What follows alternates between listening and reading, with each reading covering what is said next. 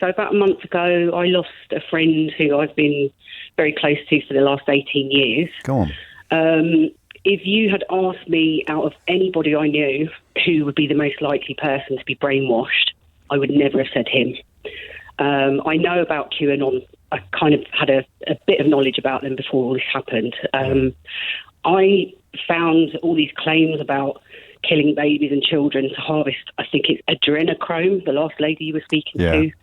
Wasn't sure what it was. And this is the Hollywood celebrity angle. This is the Ellen, secret. Tom Hanks, Chrissy Teigen, part of a massive elite paedophile ring involving the government. The Wayfair chain of shops are trafficking children under the guise of selling pillows and rugs. And there was a furniture shop as well that they thought they'd spotted some secret code on a furniture catalogue. I found all this really disturbing but highly amusing at the same time. Well, I keep saying 50% laughing, 50% smashing my head against the desk. Right. So, you know, all this, we're about to enter 10 days of darkness. The internet's going to shut down when Donald Trump tweets the storm is upon us. He's going to directly arrest thousands of elite figures. So I obviously know that they're just nothing more than these alt-right sheep, deluded, brainwashed cult members. Of course. But what's really sad is that they've managed to red pill my friend into believing all this propaganda. How? And what's really interesting is that he would have been at the bottom of your personal list of people who might fall for it. So what do you think has happened, Emma? Okay. If you ask me what's happened, in my opinion, it's because we have had however many months of being locked down at home, everybody's accessed the internet a lot more. I think it's also him signing up to the ideology because he's really lost at the moment without a job to fill his time. There's an element of him being abused as a child, and I think this is kind of revenge or wanting to avenge his abuser.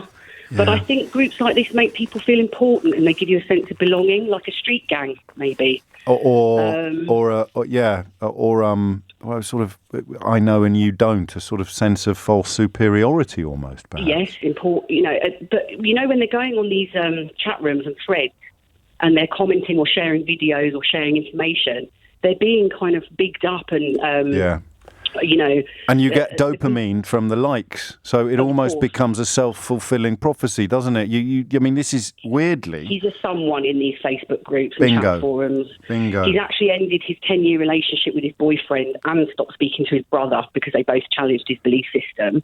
And then you boast about that, and that gets you more kudos because you say, "I'm so committed to the cause. I've sacrificed my relationship and my own brother," and people go, "Whoa." WhatsApp.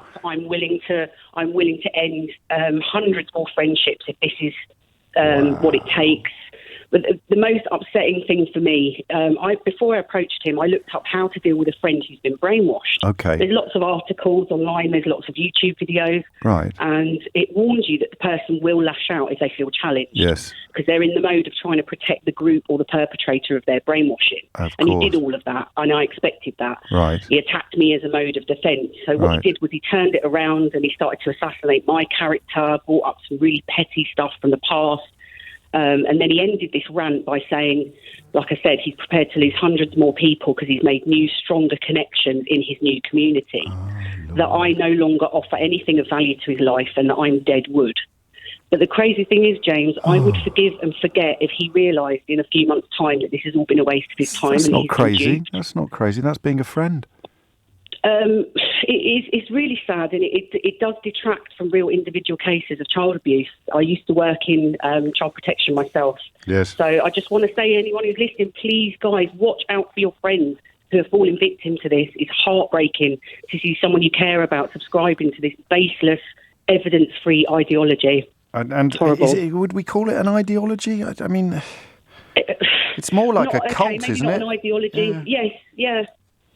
Yeah, because he's now an anti-masker, anti-vaxxer. Now, talk to me about that. What do you understand the link there? Because I mean, I understand that not everybody who has, because you can read some fairly ridiculous things about masks in previously and still in some cases reputable British newspapers. You don't have to go far to find people calling masks nappies and muzzles and things like that. So not everybody who's fallen for that. No, you don't. How one followed the other. Being told what to do and being, being... every time, quotes, they, end quotes, tell us what to do, there is an ulterior, sinister motive.